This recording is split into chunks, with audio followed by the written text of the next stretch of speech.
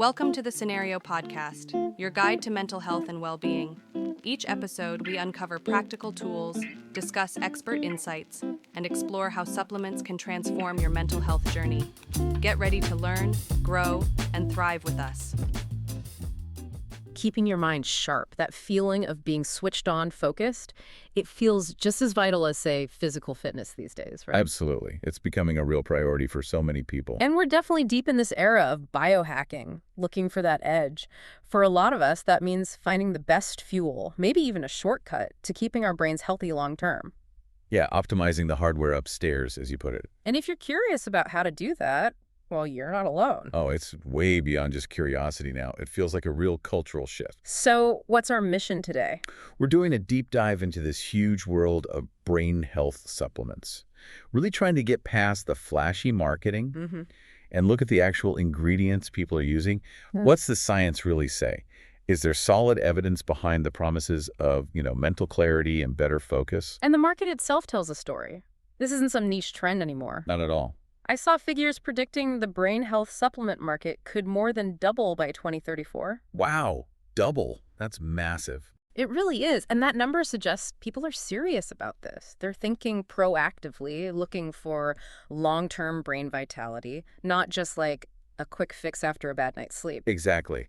And when you look at what's driving this huge demand, it really starts with that proactive consumer. Okay. People aren't waiting for cognitive decline to maybe start. They're actively looking for tools right now to boost performance, sharpen focus, help their memory, and fight off that feeling of brain fog. Yeah, that dreaded brain fog. So let's unpack those drivers. It feels like a combination of things coming together. That really is. First, maybe the most obvious one, is simply an aging population. People are living longer. Much longer. And they want those extra years to be sharp years, cognitively speaking. That desire for sustained sharpness is key. Yeah. But then there's the second big driver, this strong preference for natural solutions. Right, the clean label trend. Exactly. Today's consumer often looks past synthetic options. They're drawn to plant-based ingredients, things they see as maybe safer or maybe backed by traditional use. Which leads right into the third factor, making it all so accessible. Easy online access. Oh, absolutely. E-commerce changed the game. You can sit down right now, research dozens of different brain supplements, compare them, click buy.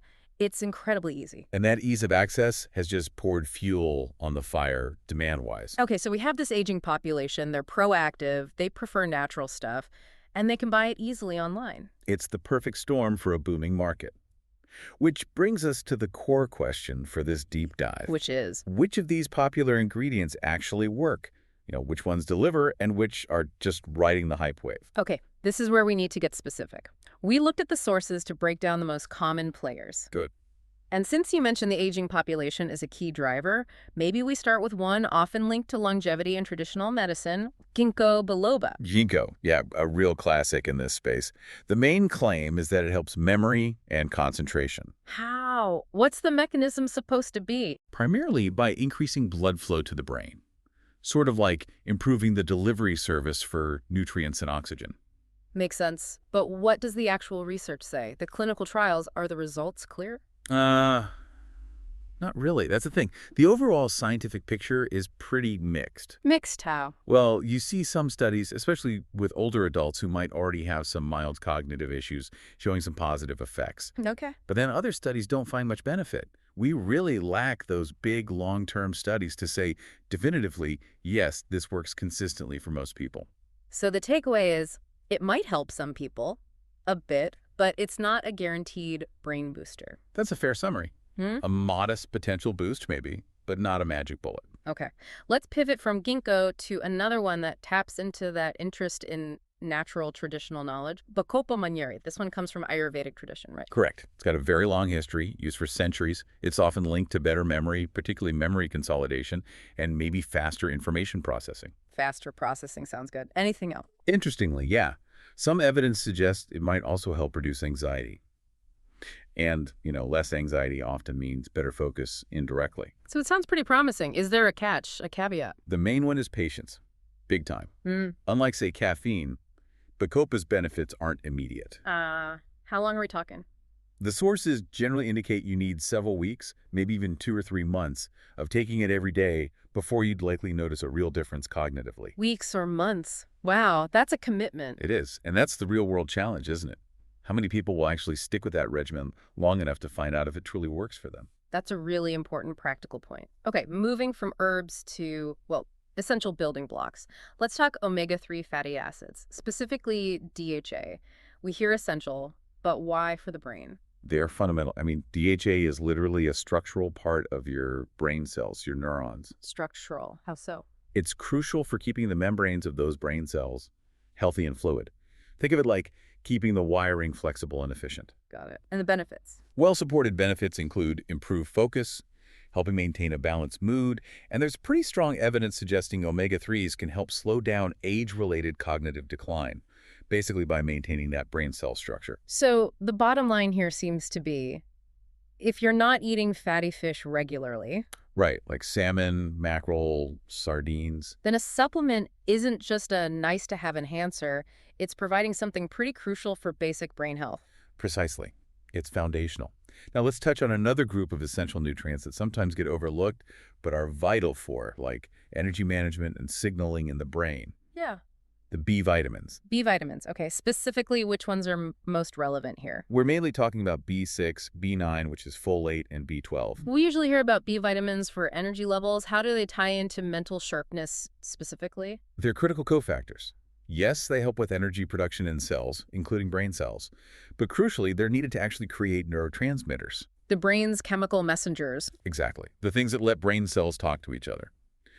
But there's another important role, maybe a bit more subtle. Okay. B vitamins help manage levels of an amino acid called homocysteine Homocysteine, right. Why is that important for brain health? because high levels of homocysteine are linked to a higher risk for vascular problems, which can impact blood flow to the brain and are associated with cognitive impairment down the line. Ah, I see. B vitamins, especially folate and B12, are essential for breaking down homocysteine and keeping it in a safe range. So getting enough B vitamins isn't just about immediate energy, it's also about long-term maintenance for clear thinking, protecting the highways, basically. That's a much deeper angle than just avoiding deficiency. Okay, interesting.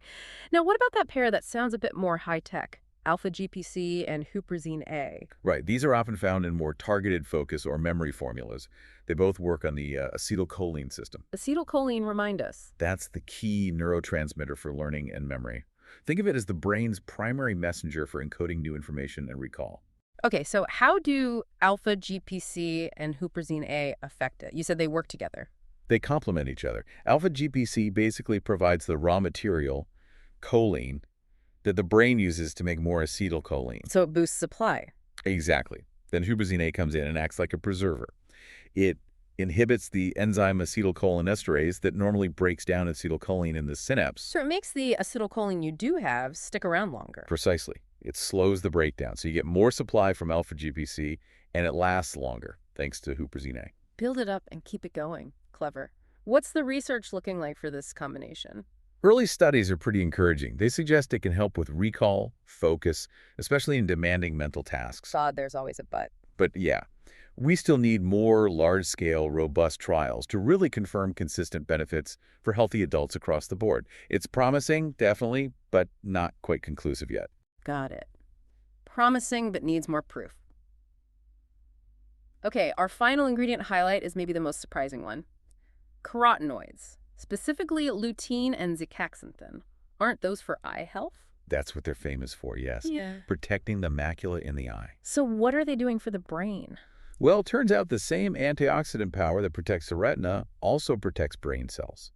These carotenoids actually accumulate in brain tissue. Really? Yes, they act like internal bodyguards, shielding neurons from damage caused by oxidative stress, by free radicals. Huh. And is there evidence this actually affects cognition? Early research is showing a really interesting connection. Higher levels of these carotenoids in the body seem to correlate with sharper memory and faster processing speed. It's a kind of two-for-one benefit, good for the eyes, potentially good for the brain too. That is surprising. Okay, so we've covered a lot of popular ingredients. This brings us to the really critical part of this deep dive, the scientific reality check. Right. Efficacy, limitations, and crucially, safety. Let's start with efficacy. What's the big picture from recent research? Does anything reliably work? The overall picture is, well, still mixed in many ways, but there are definitely encouraging findings, especially when looking at broader approaches. Like what? Give us an example. Some of the most rigorous studies, like large randomized controlled trials, have actually shown that taking a standard daily multivitamin can help slow down age-related memory decline in older adults. A daily multivitamin. Really, that seems almost too simple. It sounds simple, but it's a significant finding from well-conducted research. Okay, that is interesting. But wait a second. If we know the multivitamin helps, but we don't know which specific vitamin or mineral or combination is driving that benefit, isn't that a pretty big question mark? That is exactly the nuance. It's a huge gap in our understanding. We know that ensuring sufficient micronutrient intake helps overall cognitive function, especially as we age. Right. But we can't yet point to one single hero nutrient within that multivitamin that's doing all the heavy lifting. So what does that suggest? It suggests the benefit might be less about supercharging the brain beyond its normal capacity, and maybe more about correcting multiple subtle nutritional gaps that over time can add up and manifest as cognitive sluggishness or slower recall. That's a really helpful way to frame it. It manages expectations. Exactly. Which means we absolutely have to reinforce that critical limitation. Supplements are support players. They might support brain health. But they are not a magic shield. They don't prevent serious conditions like Alzheimer's or other dementias on their own. That's crucial to understand. Absolutely. And that leads us straight into safety concerns. Are there risks we need to be aware of? Yes. While basic vitamins and minerals are generally safe at recommended doses, some of the more specialized cognitive enhancers, especially those that are stimulating or work on neurotransmitters, can potentially cause side effects. Like what specifically? What should people watch out for? Well, because some formulas target acetylcholine or contain herbal stimulants, you might see things like changes in blood pressure, potentially, or disruptions to sleep, either making it hard to fall asleep, causing insomnia, or, on the flip side, causing unwanted drowsiness or sedation with other ingredients. Anything else? Gastrointestinal upset is fairly common with some supplements, and less commonly, maybe things like weight changes or interactions with other medications someone might be taking. Which underlines the most important piece of actionable advice. Talk to your doctor. Before starting any new supplement regimen, especially something targeted for brain health, run it by a healthcare professional. Essential. Not just for safety, but also to check for those potential drug interactions. Absolutely critical. And when you are choosing a supplement, how do you pick wisely? Good question. What do the sources say? The advice is pretty consistent. Look for reputable brands. Prioritize products that actually have some clinical validation or strong scientific backing for their specific formulation, if possible. Avoid the flashy proprietary blends with vague claims. Yes. Transparency is key. Look for brands that clearly state the ingredients and doses, and ideally reference the research they're basing their product on. They should show commitment to evidence. Okay, so let's synthesize all of this. We've looked at the huge demand, the popular ingredients, the mixed evidence, the safety issues. What's the ultimate strategy for taking care of our cognitive well-being? The most effective strategy, consistently, is comprehensive. It's not just about supplements. It's about combining potentially useful, targeted supplementation with that strong foundation of a healthy lifestyle. Meaning Meaning a balanced diet, regular physical exercise, getting enough quality sleep, and keeping your brain active with challenging activities. Supplements should be seen as potential fine-tuning for an already well-maintained system. And if you were to pick supplements based on the current evidence, which ones seem to have the broadest potential benefit? Based on the overall evidence for general brain health support, the most widely recognized are probably the foundational ones. Ensuring adequate omega-3 intake, especially DHA, and potentially a good quality multivitamin, particularly for older adults, to cover those potential micronutrient gaps we talked about. Okay, so we set out to give you the context, the science, the reality behind brain health supplements so you can make informed choices. Hopefully we've done that. And now maybe a final thought for you to chew on as you consider your own strategy. Go for it. Given that we know the best approach combines supplements with lifestyle factors, think about this. What's the real, measurable impact difference between focusing solely on maximizing nutrients like omega-3s or carotenoids through your diet alone versus using supplements for those same nutrients, assuming your baseline diet is already pretty healthy and varied? Where does the balance lie for you? That's something worth considering as you optimize. Thanks for tuning in to the Scenario Podcast. Don't forget to visit scenario.com for more expert tips, articles, and supplements designed to support your mental health. If you enjoyed this episode, remember to subscribe and share it with a friend. Until next time, take care of yourself.